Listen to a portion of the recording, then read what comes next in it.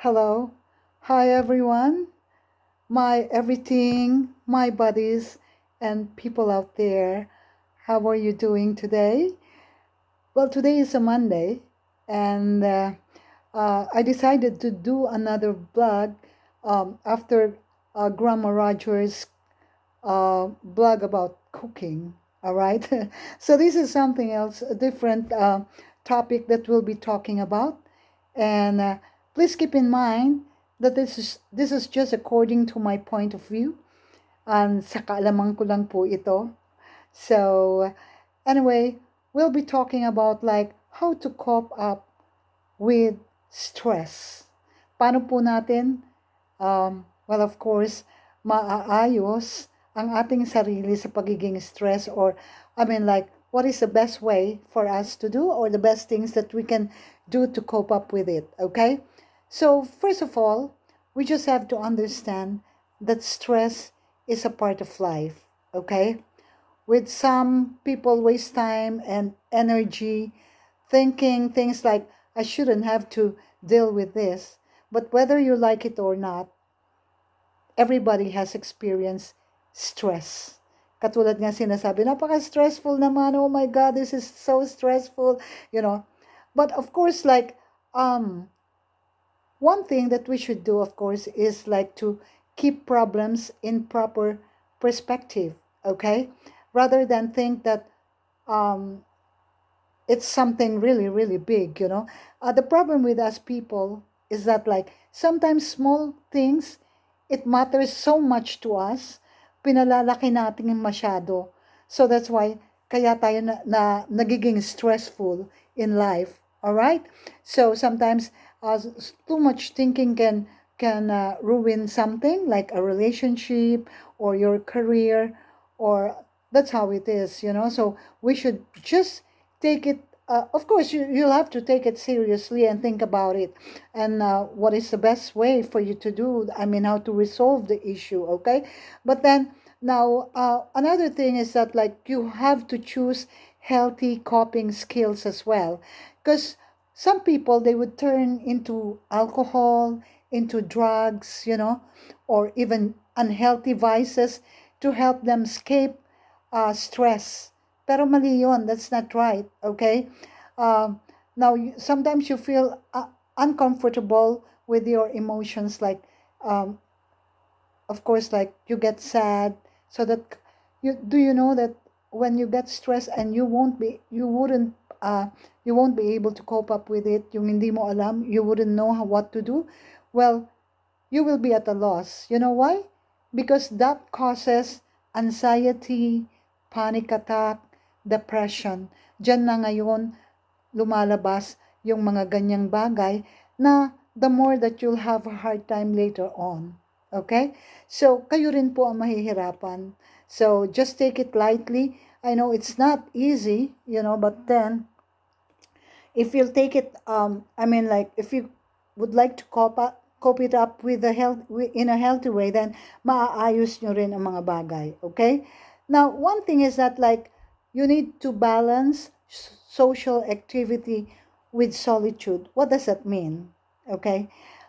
Now, what I mean to say is that when people get stressed, well, they don't talk to people anymore. They shy away from people. They want to keep it to themselves. Whatever problem they have or whatever stressful event they might have, okay? That's wrong. Mali po yun. You should be able to talk to your best friends or to your sister, whoever is close to you.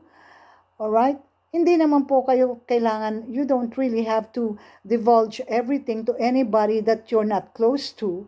So, make sure that you know that person so well. You have to bring it out. You know, do you know na mas better yung feeling mo after maibuhos natin, mailabas natin yung nararamdaman natin. So, it's really something else that can help you out. Okay?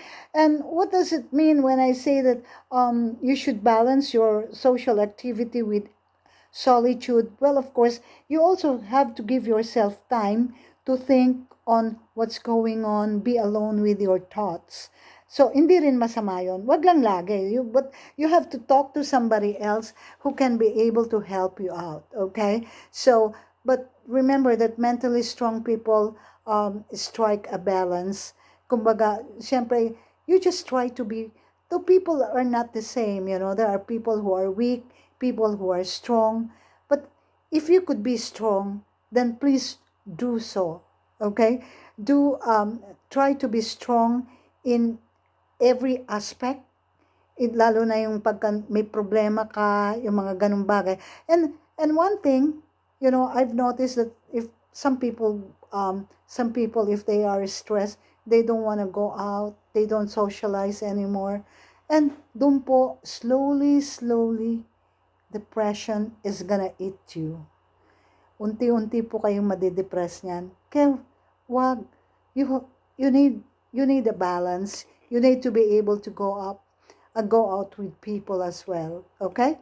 So, another thing is, you need to be able to acknowledge your choices. That stress can cause people, to feel victims of really bad circumstances. But, of course, as I said, mentally people, strong people, really do acknowledge um, what is going on. Alam mo yon, you need to be able like to take it lightly and not really lightly, but at least wag niyo pong palalain ang situation. Okay, it's actually because like it's an traumatic event as well. Of course, pag sobra ng lala ng stress nyo, that will cause an traumatic event in one's life. Okay, people may have strong lingering reactions to what is going on with them. Kaya nga, that is why every time, like, if you would notice, I would always tell you at the end of my vlog to please pray and be kind to one another. Treat people with kindness and love. And I would also tell you, like, of course, like to love one another. So you just, because you may never know, you may be talking to someone who is actually dealing with a stressful life. So it would be better to talk to anybody, when people you meet around the street, or anybody, or even your family. When you wake up in the morning, when you see somebody like your children, your husband, or your sisters, your parents, treat them kindly the best way you can. Okay, so that's the most important thing to do, because like, of course, when you get stressed, kayo rin po ang mahihirapan. It's not the people in front of you. It's not the people that you're talking to. It's yourself. So, and another thing is, of course, you need to look after your health, look after yourself. Like, go jogging, walking, you do your exercise, you eat healthy foods. Okay, so that if you get stressed, at least like you're strong enough to face things, you're strong enough to face the trials that you will go to. And remember, always keep in mind that it's not only you who is experiencing stress in life. Okay, otherwise, like, um, just be just take care of yourself. That's the best thing that you can do, of course, and avoid drugs, alcohol.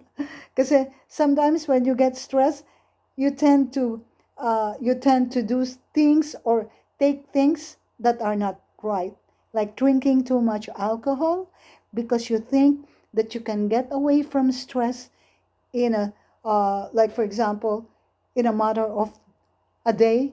Once you drink, oh, I'll be fine. That's what. No, face it properly, most especially. Like when you feel stress, make sure that you keep in mind the gratefulness in your heart and in your mind. Think of the best things. Think of the blessings that God has given you. Hindi yung problema na yan, hindi yung stress. Okay? Always remember that anything that happens in our lives, there will always be an end to it. And thank God for everything. So that's about it. I wish you once again um, good day, good afternoon, and good evening, wherever you may be. And please be kind to one another and love one another. And of course, keep on praying. Okay? Prayers is the best solution of all. Remember that prayers can move mountains. Okay? Thank you so much for listening once again. And please don't forget to subscribe. And by the way, Grandma says hi to everybody. All right? Bye for now. Thank you.